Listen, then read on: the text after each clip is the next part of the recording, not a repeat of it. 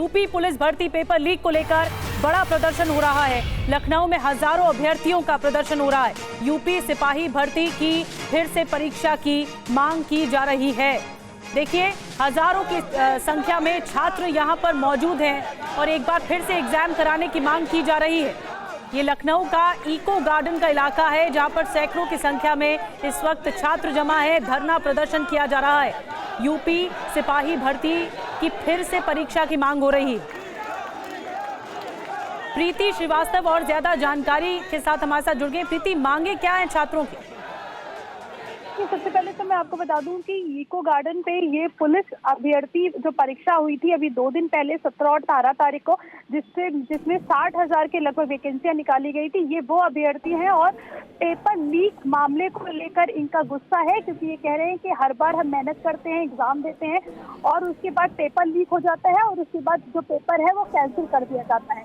तो अब ये जो पेपर लीक को लेकर दोबारा से पेपर करवाने की मांग कर रहे हैं कि ये जो पेपर है ये दोबारा से करवाया जाए, क्योंकि पेपर लीक का मामला सामने आया है और इससे जो अभ्यर्थी है जो साल भर मेहनत करते हैं, पूरी जिंदगी मेहनत करते हैं, उसके बाद उन लोगों का सिलेक्शन नहीं हो पाता है। इस चीज को लेकर इनका गुस्सा है और ये चाहते हैं कि ये अब जो पेपर है इसको दोबारा से करवाया जाए। हालांकि पूरी सरकार ने जो है पूरी कमेटी गठित की है और जो कमेटी है वो जांच कर रही है और आज शाम को 6 बजे तक सरकार ने ये भी कहा था कि प्रमाण लोग दे। सोशल मीडिया पे इस तरीके की खबरें आ रही थी और पेपर जो है वो पेपर लीक को लेकर चीजें की गई थी। प्रीति, अभी तक रुख क्या है सरकार का इस पूरे मसले पर? क्योंकि तकरीबन जिस तरह से आपने बताया कि जिस भारी संख्या में अभ्यर्थियों ने ये परीक्षा दी, 48 लाख जो अभ्यर्थी थे उन्होंने परीक्षा दी, पोस्ट बहुत कम है और उसके बाद अब पेपर लीक के आरोप लग रहे हैं, तो ये मामला तो है गंभीर। सरकार का रुख क्या है? देखिए, मैं आपको बता दूं कि ये जो पेपर जो आया था, जो कांस्टेबल भर्ती बोर्ड था, भर्ती बोर्ड की तरफ से जो वैकेंसियां निकली थी उसमें कुल 50 लाख फॉर्म भरे थे। अच्छा। जिसमें से 48 लाख जो फॉर्म थे वो अभ्यर्थी उन्होंने पेपर दिया था, जिनका एग्जाम हुआ था। 4 पालियों में पेपर हुआ था, 17-18 फरवरी को पेपर हुआ था। लेकिन अब सरकार ने जब इस तरीके की खबरें आई और उस समय भी कई जो मुन्ना भाई थे वो गिरफ्तार किए गए थे, कई लोगों को अरेस्टिंग की गई थी, लेकिन बाद में ये आया कि पेपर जो है जो 18 तारीख को जो सेकंड पाली में जो पेपर हुआ था उसका पेपर लीक हुआ है और सेम पैटर्न का जो पेपर है वो मौजूद था। शुक्रिया, तो शुक्रिया प्रीति आपका इस ताजा जानकारी और अपडेट के लिए। तस्वीरें आप देख सकते हैं लखनऊ के इको गार्डन में, जहां पर सैकड़ों की संख्या में छात्र मौजूद हैं।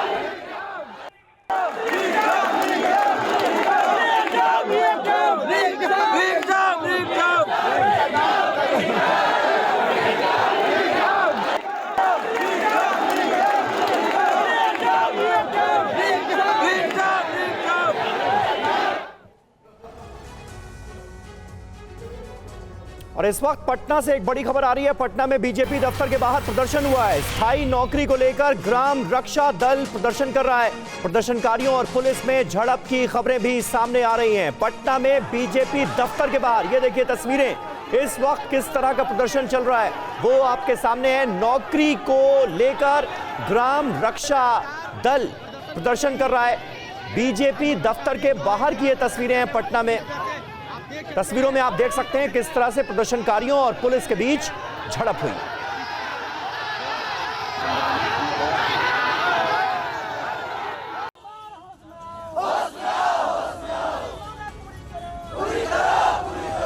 सड़क पर प्रदर्शन करते लोग, नारेबाजी करते प्रदर्शनकारियों पर लाठी भांजती पुलिस। पटना में बीजेपी ऑफिस के बाहर आज खूब हंगामा हुआ।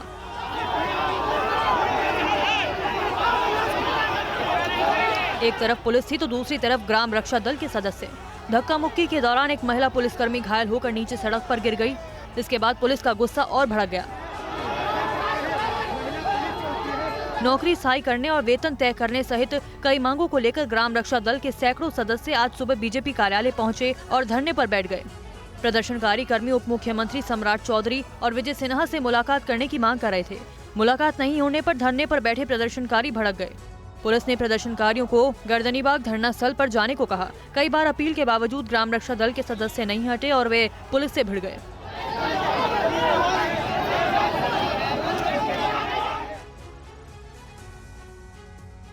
और एक बड़ी खबर है, पश्चिम बंगाल पुलिस ने आज बीजेपी की महिला मोर्चा को संदेश खाली जाने से रोक दिया और बीजेपी की महिला टीम को रोके जाने पर जमकर हंगामा हुआ। पुलिस ने दिया धारा 144 का हवाला।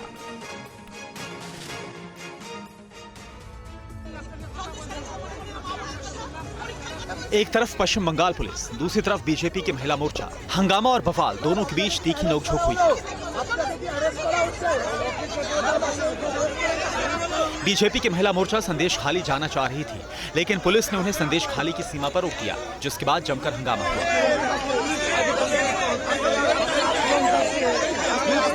पुलिस ने धारा 144 का हवाला दिया, लेकिन बीजेपी कार्यकर्ता आगे बढ़ने पर अड़े रहे। कुछ नहीं है, यहाँ पे संदेश खाली में 144 आया है। अभी हम लोग संदेश खाली नहीं पहुँचा, ये हमको ऑर्डर दिखा रहे हैं।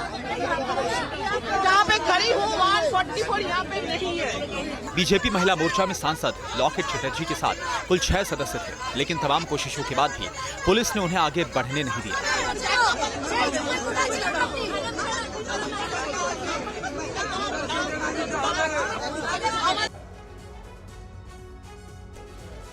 और वहीं संदेश खाली में आज एनएचआरसी की टीम ने पीड़ित परिवार वालों से मुलाकात की। टीवी 9 भारतवर्ष की एक ग्राउंड रिपोर्ट आप देखिए। नेशनल ह्यूमन राइट्स कमीशन के एक टीम आज संदेश खाली पहुंचे हैं और आप सामने देख सकते हैं उनके सदस्य मेरे सामने खड़े हुए हैं। संदेश खाली के अलग अलग जो गांव है, अलग अलग जो घर है, वहां पे जा रहा है। जो लोग पीड़ित हैं उनके साथ बात कर रहे हैं, कैसे ह्यूमन राइट्स वायलेशन यहां पे हुआ है उसके बारे में जायजा ले रहे हैं। जो टीम यहां पे आए हैं उनके महिला सदस्य यहां पे खड़े हुए हैं। पहले वो संदेश खाली थाना गए और वहां पे बातचीत किए। राज्य के डीजी के पास से उन्होंने रिपोर्ट भी इसके बारे में तलब किया है, लेकिन ये रिपोर्ट में क्या लिखा हुआ है स्टेट की तरफ से इसका कोई खुलासा अभी तक नहीं हुआ है। लेकिन ये टीम अभी यहाँ पे खड़े हुए हैं, जो कि जैसे कि मैं कह रहा था, हर कोई घर पे पहुँच रहा है और पहुँच के यहाँ पे बातचीत करने की कोशिश कर रहे हैं। और आप देख सकते हैं उनको सेंट्रल फोर्स यहाँ पे घिर रखे हैं उनका सिक्योरिटी के लिए। संदेश खाली एक बहुत बड़ी जगह है, 15 आइलैंड्स है, जिस आइलैंड्स पे ये टीम पहुंचेगी और पहुंच के वहां से बातचीत करेंगे। आप देख सकते हैं यहाँ पे पूरे टीम खड़े हैं और ये टीम अंदर जो घर है वहां पे जाके बात कर रहे हैं। यहाँ पे जो टीम के लोग हैं वो भी बाहर आ रहे हैं, आप देख सकते हैं, और इनके ये जायजा लेने की कोशिश कर रहे हैं कि यहाँ पे क्या हुआ था। और संदेश खाली पर सियासत जारी है। बीजेपी नेता लगातार संदेश खाली पहुंच रहे हैं और अपना विरोध भी जता रहे। इधर ममता सरकार पर लगातार यह आरोप लग रहा है कि वो टीएमसी नेता शाहजहां शेख का बचाव कर रही हैं। इस बीच ईडी ने शाहजहां शेख की तलाश में 6 जगहों पर छापेमारी की है। 1 मिनट में देखिए ये खबर। टीएमसी विधायक शेख शाहजहां के नहीं पकड़े जाने को लेकर हाईकोर्ट तक ममता सरकार को फटकार लगा चुकी है। इसके बाद शाहजहां के खिलाफ ईडी का बड़ा एक्शन शुरू हो गया। फरार चल रहे टीएमसी नेता के खिलाफ ईडी ने मनी लॉन्ड्रिंग का केस दर्ज करने के बाद शिकंजा कसना शुरू कर दिया है। ईडी पीडीएस घोटाले में पश्चिम बंगाल में एक साथ 6 ठिकानों पर छापेमारी कर रही है। शेख शाहजहां को भेजा गया चौथा समन। 29 फरवरी को पूछताछ के लिए बुलाया। 3 बार समन पर पेश नहीं हुए टीएमसी नेता। राशन वितरण घोटाले में ईडी का दावा, करीब 10 करोड़ से अधिक का भ्रष्टाचार। ईडी आज सेंट्रल हावड़ा में पार्थ प्रतिमा सेनगुप्ता और व्यापारी अरुण सोम के परिसर पर भी पहुंची और छापेमारी शुरू की। कथित तौर पर वे फरार शेख शाहजहां के करीबी बताए जा रहे हैं। ईडी मुख्य रूप से मछली व्यवसाय को निशाना बना रही है। ईडी की टीम पर हमले की घटना के करीब 1.5 महीने से अधिक बीतने के बावजूद शेख शाहजहां का कोई पता नहीं चल सका। गौरतलब है कि बंगाल पीडीएस घोटाले की जांच के लिए ईडी की टीम शेख शाहजहां के आवास पर जा रही थी, तो कुछ लोगों ने ईडी की टीम पर ही हमला कर दिया था। इसके बाद संदेश खाली में महिलाओं के साथ यौन उत्पीड़न और जमीन हड़पने का आरोप लगा है। और इस वक्त एक बड़ी खबर आ रही है राहुल गांधी से जुड़ी हुई। राहुल गांधी को झारखंड हाईकोर्ट से झटका लग गया है। राहुल गांधी की याचिका हाईकोर्ट से खारिज हो गई है। गृह मंत्री पर विवादित बयान देने का ये मामला अब हाईकोर्ट ने खारिज की है याचिका। निचली अदालत के खिलाफ दरअसल हाईकोर्ट पहुंचे थे राहुल गांधी, लेकिन उनकी याचिका को खारिज कर दिया है।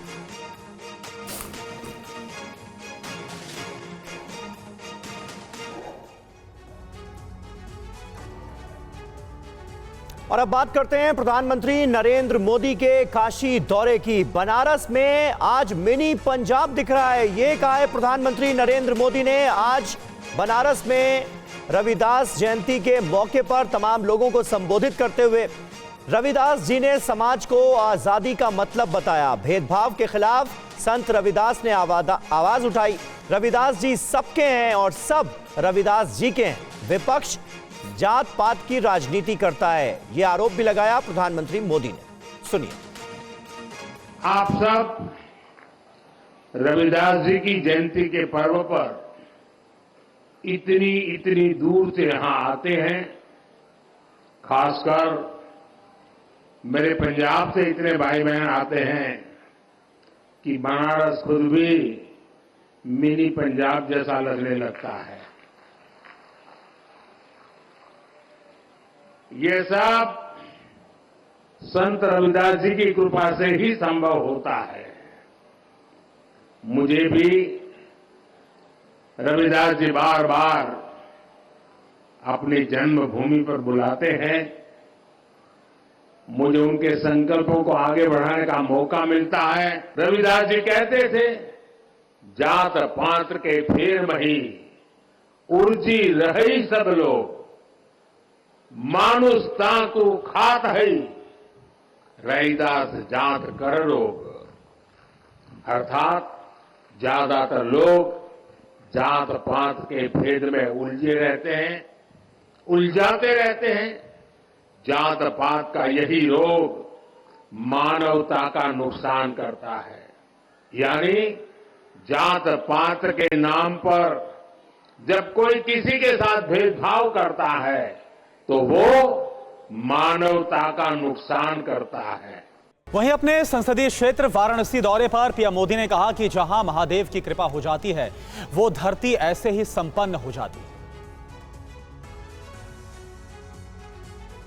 हम सब तो निमित्त मात्र है। काशी में करने वाले तो केवल महादेव और उनके गण हैं। जहां महादेव का कृपा हो जाला, वो धरती अपने ऐसे ही समृद्ध हो जाले।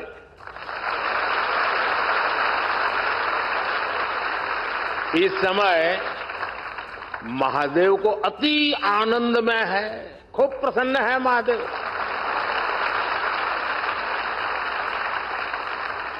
इसलिए महादेव के आशीष के साथ 10 वर्षों में काशी में चारों ओर चहुं ओर विकास का डमरू बजा है।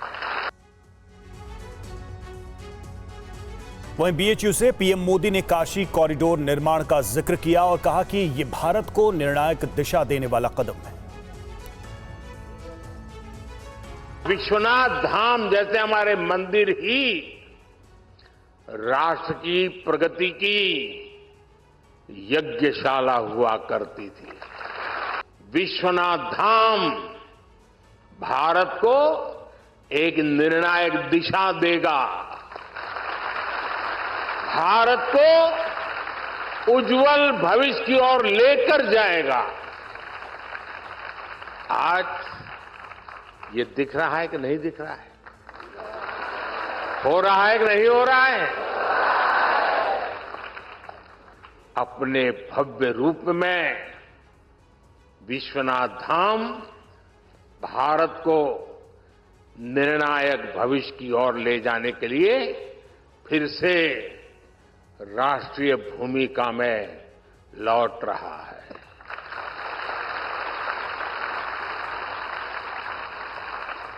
विश्वनाथ धाम परिसर में आज देश भर के विद्वानों की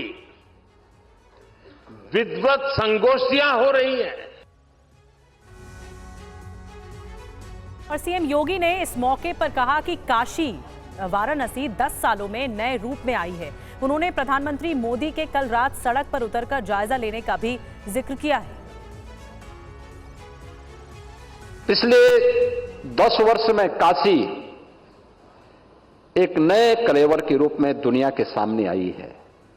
अपनी आध्यात्मिक और सांस्कृतिक पहचान को बनाए रखते हुए काशी एक नए रूप में आई है।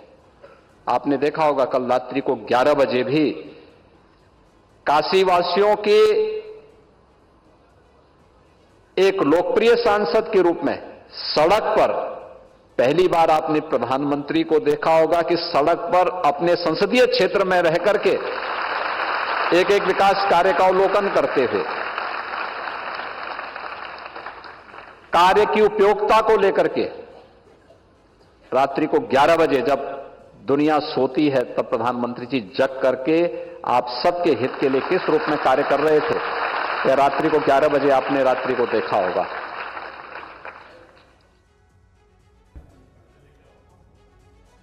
और बीजेपी की तरफ से इस वक्त सुधांशु त्रिवेदी एक प्रेस कॉन्फ्रेंस कर रहे हैं, सुनते हैं क्या कह रहे हैं। मीडिया के लोग भी जो रिपोर्ट कर रहे हैं उनको सिर्फ धमकाया नहीं जा रहा, उन पर एफआईआर भी की जा रही है। आपत्ति की बात यह है कि इस तरह की बातें प्रकाश में आई हैं कि पश्चिम बंगाल की एसआईटी बजाय प्रताड़ित महिलाओं को न्याय दिलाने के कहीं ना कहीं उन पर दबाव डालने का प्रयास कर रही है ताकि वो इस विषय को आगे ना बढ़ाएं। इसलिए यह विषय बहुत संवेदनशील है और सबसे बड़ी बात यह है कि शाहजहां शेख जो कि तृणमूल कांग्रेस का एक महत्वपूर्ण व्यक्ति है, वो अभी तक गायब है। उसका मुख्य कारण जानते क्या है? कहते हैं कि साहब उसको हाई कोर्ट से प्रोटेक्शन है, जो सरासर गलत है। हाई कोर्ट का कोई भी विषय इस संदर्भ में नहीं है। महिलाओं के द्वारा शाहजहां शेख पे की गई शिकायत के बारे में न्यायालय के द्वारा किसी भी प्रकार का कोई निर्देश शाहजहां शेख के विषय में नहीं है। उल्टे कलकत्ता उच्च न्यायालय के मुख्य न्यायाधीश ने यह टिप्पणी की है कि वो अभी तक गिरफ्तार क्यों नहीं हो रहा। वो गिरफ्तार इसलिए नहीं हो सकता कि उसको और कोई प्रोटेक्शन नहीं है। उसको सिर्फ वेस्ट बंगाल का प्रोटेक्शन नहीं है। शाहजहां शेख एक प्रवृत्ति का नाम है जिसे पूरे भारत में सेकुलर प्रोटेक्शन प्राप्त है। ये एक पर्टिकुलर मानसिकता है जो कितने भी प्रकार के अपराध कर ले, आतंकवाद कर ले, दलित आदिवासी महिलाओं को प्रताड़ित कर ले, मगर उन्हें सदा सर्वदा प्रोटेक्शन प्राप्त रहता है। और उसे हम कह सकते हैं कि वो एक सेकुलर प्रोटेक्शन है, क्योंकि पश्चिम बंगाल की सरकार यहां पर सिर्फ हिंदू मुस्लिम का सवाल नहीं है। मुस्लिम समाज के जो कट्टरपंथी और आपराधिक तत्व हैं, वो चाहे शाहजहां शेख हो, शेख सिराजुद्दीन हो या जहांगीर, ऐसे ही तत्वों के माध्यम से अपनी सत्ता को बरकरार रखने का जो प्रयास है वो बहुत ही निंदनीय है। यहां मैं एक बात और कहना चाहता हूं, यह घटना इसलिए और अधिक हृदय विदारक है कि ये जो तथाकथित सेकुलर दल हैं ये तो नहीं बोल रहे हैं, समझ में आता है, क्योंकि इनके लिए महिला का दर्द पहले वोट के तराजू पे तौला जाता है कि कौन सा तगड़ा वाला वोट बैंक है, उसके बारे में बोलना है या नहीं बोलना है। मगर दुख की बात यह है कि जो self proclaimed champion of women rights हैं, वो भी इस विषय के ऊपर पूरे भारत में मुंह में दही जमाकर बैठी हुई हैं। यानी ये भी अपने आप में एक गंभीर प्रश्न है। और उससे दुखद बात यह है कि तृणमूल कांग्रेस के नेता इस विषय के लिए नौटंकी जैसे शब्दों का प्रयोग करते हैं। मैं एक बात कहना चाहता हूं कि संदेश खाली एक घटना नहीं, एक फिनोमिना है। जो लोग कहते हैं ना कि इतिहास को भूल जाओ, तो मैं याद दिलाना चाहता हूं, यह एक फिनोमिना है जिसने बंगाल को पिछली शताब्दी और उससे पहले की शताब्दी से भी बर्बाद किया है। एक जनश्रुति है बंगाल में कि सिराजुद्दौला के जमाने में इसी प्रकार की घटनाएं होती थीं। महिलाओं को उठा लिया जाता था और उनके साथ बदसलूकी की जाती थी। और मैं यह भी याद दिलाना चाहता हूं, ये संदेश खाली सिर्फ संदेश खाली नहीं है। आज से ठीक 78 साल पहले जो नोआखाली में हुआ था, वही आज संदेश खाली में उसकी शुरुआत है। 16 अगस्त 1946 को जब बंगाल के तत्कालीन मुख्यमंत्री शहीद हुसैन सोहरावर्दी ने पूरे पुलिस प्रोटेक्शन में हिंदुओं का नरसंहार कराया था, जो सोहरावर्दी ने किया था उसी नक्शे कदम पे ममता बनर्जी है।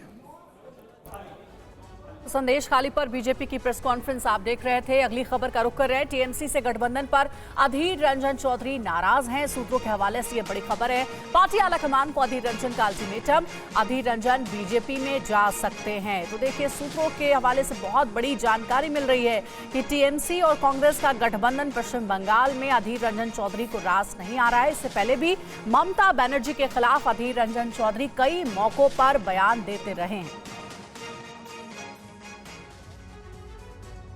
अधीर रंजन चौधरी कांग्रेस के कद्दावर नेताओं में से एक नेता प्रतिपक्ष हैं। पश्चिम बंगाल से कांग्रेस के लोकसभा सांसद, साथ ही कांग्रेस के सबसे मुखर वक्ता। अगर कांग्रेस छोड़ते हैं तो फिर ये लोकसभा चुनाव से ठीक पहले कांग्रेस के लिए सबसे बड़ा झटका होगा। दरअसल मुख्यमंत्री ममता बनर्जी से कांग्रेस के समझौते की खबर के बीच बंगाल कांग्रेस अध्यक्ष और लोकसभा में कांग्रेस के नेता अधीर रंजन चौधरी खासे नाराज हैं। उन्होंने कांग्रेस आलाकमान को पार्टी छोड़ने की धमकी दे डाली।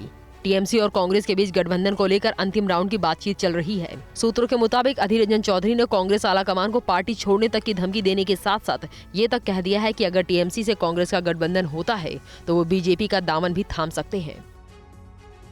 बंगाल में अधीर रंजन चौधरी लगातार ममता बनर्जी और टीएमसी पर हमलावर रहे हैं। वैसे पार्टी से नाराजगी की वजह से कांग्रेस छोड़ने वाली नेताओं की फहरिस्त काफी लंबी है। अब ऐसे में ये देखना काफी दिलचस्प होगा कि कांग्रेस आलाकमान अधीर रंजन के अल्टीमेटम के बाद क्या रुख अपनाते हैं। तो अधीर रंजन चौधरी ने भले ही अल्टीमेटम दे दिया हो, लेकिन बड़ी खबर क्या आ रही है, टीएमसी कांग्रेस में बहुत जल्द हो सकता है गठबंधन। पश्चिम बंगाल में कांग्रेस को मिल सकती है 5 सीटें। कांग्रेस ने 6 से 8 सीटों की मांग की है। 37 सीटों पर टीएमसी लड़ सकती है चुनाव।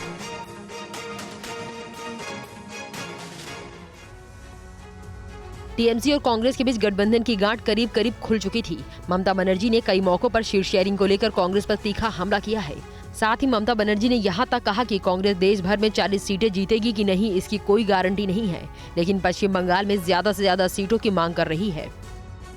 हालांकि सूत्रों से अब ये खबरें आ रही हैं कि कांग्रेस ने नए सिरे से टीएमसी से संपर्क किया है और दोनों पार्टियों के बीच पश्चिम बंगाल के लिए सीट बंटवारे के मुद्दे पर बात बन सकती है। पश्चिम बंगाल में लोकसभा की 42 सीटें हैं। 37 सीटों पर टीएमसी चुनाव लड़ सकती है। 5 सीट कांग्रेस को मिल सकती है। कांग्रेस ने 6 से 8 सीटों की मांग की है। पहले ममता बनर्जी ने कांग्रेस को 2 सीट ऑफर की थी। साथ ही दोनों पार्टियों के बीच मेघालय की तुरा सीट को लेकर बात अटकी हुई है। सूत्रों की माने तो कांग्रेस ये सीट टीएमसी को देने के मूड में नहीं है, जबकि टीएमसी मेघालय की तुरा सीट से चुनाव लड़ना चाहती है। साथ ही टीएमसी असम में भी एक सीट पर अपना उम्मीदवार खड़ा करना चाहती है।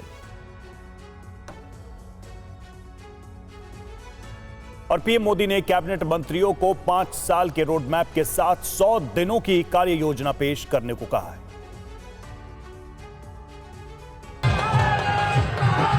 पीएम मोदी लगातार जनता के बीच हैं। 2024 को लेकर वो देश के लोगों से सीधा संवाद कर रहे हैं, चाहे किसान हो या सहकारी समितियों के लोग। इस बीच पीएम मोदी ने सभी मंत्रियों को बड़ा स्टॉक दिया है। मोदी ने कहा कि सभी मंत्री अगले 100 दिनों की कार्य योजना का कैबिनेट सचिवालय को पेश करें। साथ ही पीएम ने अगले 5 साल का रोड मैप भी अपने मंत्रियों से कैबिनेट सचिवालय को देने को कहा है। पीएम ने कहा कि कौन मंत्री रिपीट होगा या नहीं होगा ये सोचे बिना अपने आइडिया, एक्शन प्लान और रोड मैप दें।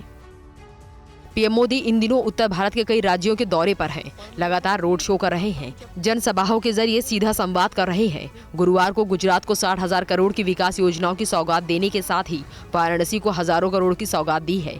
इस बीच वे मार्च के पहले हफ्ते में एक बार फिर पश्चिम बंगाल के दौरे पर जा रहे हैं। पश्चिम बंगाल में संदेश खाली हिंसा के बाद महिलाओं की सुरक्षा को लेकर बड़ा सवाल खड़ा है। ऐसे समय में 2024 के चुनाव को लेकर पीएम मोदी का दौरा काफी अहम माना जा रहा है। और खाता फ्रीज मामले पर कांग्रेस नेता जयराम रमेश का बड़ा बयान आया है। कांग्रेस को आर्थिक रूप से अपंग बनाने की कोशिश हो रही है। ये नोटबंदी के आगे की प्रक्रिया है, खाता बंदी। कांग्रेस के खिलाफ प्रतिशोध की राजनीति चल रही। हमने वित्त मंत्री निर्मला सीतारमण को इस मामले में पत्र लिखा है। जो कर आतंकवाद हमले हो रहे हैं कांग्रेस पार्टी पर और कांग्रेस पार्टी को आर्थिक रूप से अपंग बनाने की प्रयास की जा रही है, जो बीजेपी सरकार, मोदी सरकार लगी हुई है, ये नोटबंदी नहीं है, ये खाता बंदी है। हमारे सारे खाते को बंद करने की कोशिश की जा रही है। कांग्रेस पार्टी के खिलाफ जो किया जा रहा है, एक तरफ से उत्पीड़न की राजनीति और प्रतिशोध की राजनीति को दर्शाता है। आज सुबह हमारे महासचिव संगठन के.सी. वेणुगोपाल जी ने वित्त मंत्री को एक खत भी लिखा है। ये रहे खत, इसकी कॉपी आपको मिल जाएगी। 3 पेज का खत है।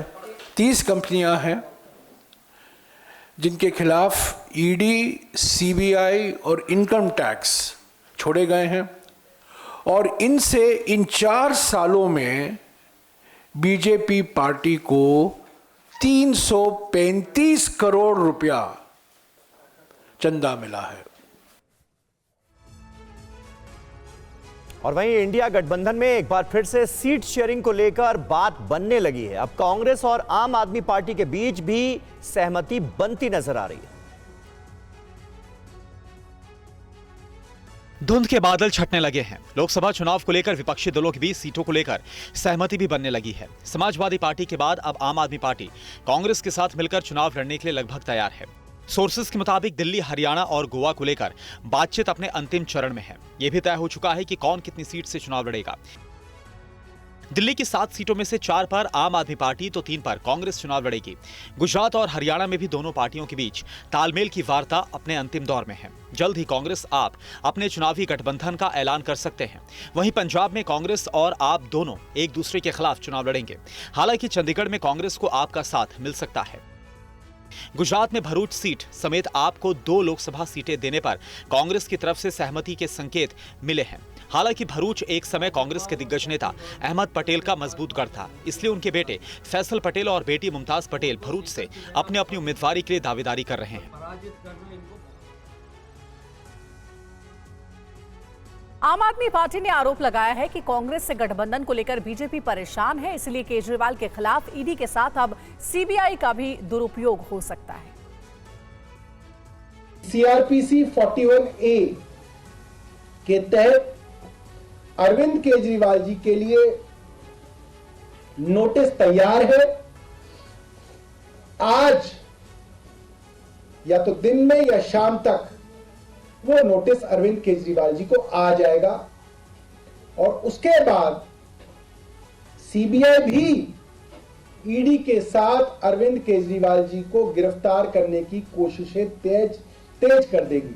और एक बार सीबीआई ने गिरफ्तार कर लिया तो जैसे मनीष सिसोदिया जी को, विजय नायर जी को सीबीआई की गिरफ्तारी के बाद कुछ ही दिनों में ईडी द्वारा भी गिरफ्तार कर लिया जाता है। हमें बार बार एक ही संदेश आ रहा है कि कांग्रेस के साथ अलायंस मत करो, सीट शेयरिंग मत करो, इंडिया अलायंस से दूर हट जाओ, वरना अरविंद केजरीवाल जी को सीबीआई द्वारा आने वाले कुछ ही दिनों में गिरफ्तार कर लिया जाएगा। और देखिए, किसानों को लेकर बड़ी खबर है। हरियाणा सरकार की तरफ से बड़ा ऐलान, किसान नेताओं पर नहीं लगेगा एनएसए। पहले दरअसल एनएसए लगाने का फैसला लिया गया था, लेकिन अब यह कहा गया है कि किसानों पर एनएसए नहीं लगेगा। हरियाणा सरकार ने अपना फैसला बदला है।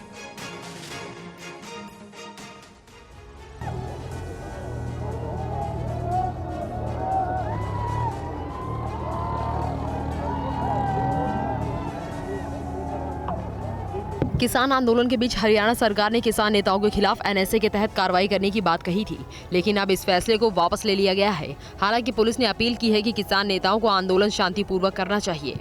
13 फरवरी से दिल्ली चलो मार्च को लेकर शंभू बॉर्डर पर लगाए गए बैरिकेड्स को तोड़ने के लिए प्रदर्शनकारियों द्वारा लगातार प्रयास किए जा रहे हैं। प्रदर्शनकारियों ने इस दौरान अधिकारियों और पुलिसकर्मियों पर पत्थरबाजी भी की है। साथ ही हुड़दंग करने, कानून व्यवस्था बिगाड़ने की कोशिश की गई। इस दौरान उपद्रवियों द्वारा सरकारी और प्राइवेट संपत्ति को काफी नुकसान पहुंचाया गया है। आंदोलन के दौरान करीब 30 पुलिसकर्मियों को चोटें भी आई हैं।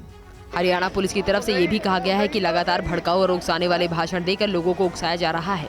वहीं किसान संगठनों ने 26 फरवरी को देश भर में ट्रैक्टर मार्च निकालने का फैसला किया है और 14 मार्च को दिल्ली में महापंचायत करने का ऐलान किया है।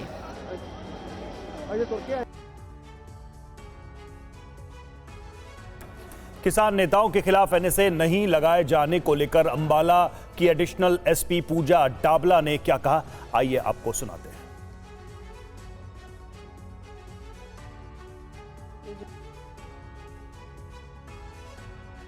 उच्च अधिकारियों द्वारा हमारे फैसला लिया गया है कि अभी हम इसका कोई भी प्रावधान लागू नहीं कर रहे हैं किसी भी तरह का, इसके NSA के तहत कोई एक्शन नहीं लिया जा रहा, कोई प्रावधान हम लागू नहीं कर रहे हैं। किसानों से मेरी यही अपील है कि लॉ एंड ऑर्डर हाथ में ना लें, कानून व्यवस्था को समझें, शांति बनाए रखें, अननेसेसरी जो है किसी तरह का कोई हमारे लिए भी परेशानी ना करे। अगर लॉ एंड ऑर्डर मेंटेन रहेगा, शांति बनी रहेगी, तो हमारी तरफ से कोई किसी तरह का अननेसेसरी एक्शन नहीं लिया जाएगा। और एक बार फिर से हम आपको बड़ी खबर बता दें, यूपी पुलिस भर्ती परीक्षा को लेकर बड़ा प्रदर्शन हो रहा है लखनऊ में। लखनऊ में हजारों अभ्यर्थियों का प्रदर्शन जारी है। यूपी सिपाही भर्ती की फिर से परीक्षाओं की मांग की जा रही है, ये री एग्जाम की मांग की जा रही है। और आप देख सकते हैं लखनऊ की सड़कों पर इस वक्त हजारों की तादाद में अभ्यर्थी मौजूद हैं, उनके हाथों में तख्तियां मौजूद हैं। प्रीति श्रीवास्तव और ज्यादा जानकारी दे रही हैं। जी प्रीति, बताइए।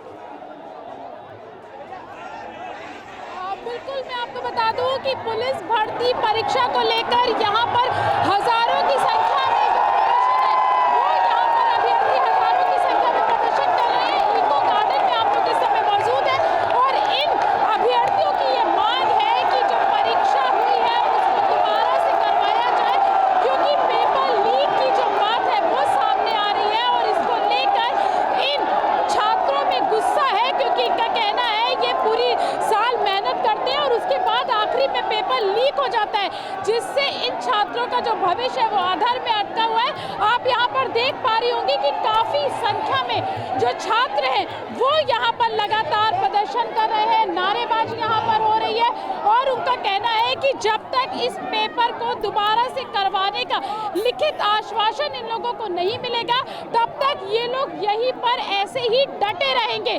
हालांकि कुछ छात्र हमारे साथ मौजूद है, उन्हीं से बात करते हैं और जानते हैं। ये बताइए, क्या कहना है आप लोगों की, क्या मांगे हैं?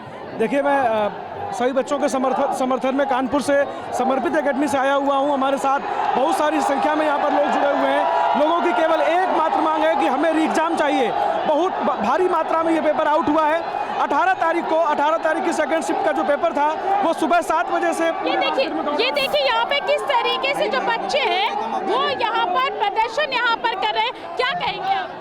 मेरा यही कहना है कि जो परीक्षा लीक हुआ उसको दोबारा होना चाहिए। क्या कह रहे हैं, बताइए। मुझे कहना है कि री एग्जाम तो होना चाहिए, लेकिन पारदर्शी तरीके से होना चाहिए। पहले की तरह नहीं होना चाहिए जिसमें घोटालाबाजी हो चुकी है।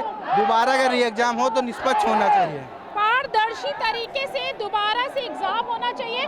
मैं आपको और यहाँ पर अपने दर्शकों को यहाँ के विजुअल दिखाऊं कि किस तरीके से जो छात्र है वो यहाँ पर गुस्से में है और यहाँ पर लगातार जो है वो प्रदर्शन चल रहा है। दोबारा से पेपर करवाने की मांग यहाँ पर की जा रही है। ये देखिए, यहाँ पर हजारों की संख्या में जो प्रदर्शन है, यहाँ पे प्रदर्शनकारी और यहाँ पे कुल 50 लाख छात्रों ने यहाँ पर एग्जाम दिया था, जिसमें से 48 लाख बच्चों ने यहाँ पर एग्जाम दिया था। री एग्जाम की बात यहाँ पर की जा रही है कि री एग्जाम यहाँ पर करवाया जाए, क्योंकि ये कहते हैं मैम, आपकी मीडिया से क्वेश्चन है, आपको बिकाऊ मीडिया क्यों कहते हैं? हमेशा ये लोग पूरे साल एग्जाम की तैयारी करते हैं और तैयारी करने के बाद पेपर लीक हो जाता है, जिससे इन लोगों का जो भविष्य है वो अधर में लटका हुआ है। ये देखिए, हजारों की संख्या में यहाँ पे कुछ छात्र भी हैं, महिलाएं भी, आप उनसे बात करते हैं। ये क्या कहेंगी आप, बताइए। मेरा नाम शिवानी है, मैं मलियाबाद क्षेत्र से हूँ। मैम, ऐसे कई सारे बच्चों ने, हम लोगों ने इतनी 4 साल से मेहनत कर रही थी, ऊपर से मेरे पापा नहीं थे। चलिए, बहुत बहुत शुक्रिया प्रीति आपका इस जानकारी के लिए। प्रीति उन तमाम अभ्यर्थियों से बात कर रही थी जो इस वक्त प्रदर्शन कर रहे हैं। री एग्जाम की डिमांड इस वक्त की जा रही है और अभ्यर्थियों का कहना है कि वो यहां से हटेंगे नहीं जब तक कोई आश्वासन मिल नहीं जाता।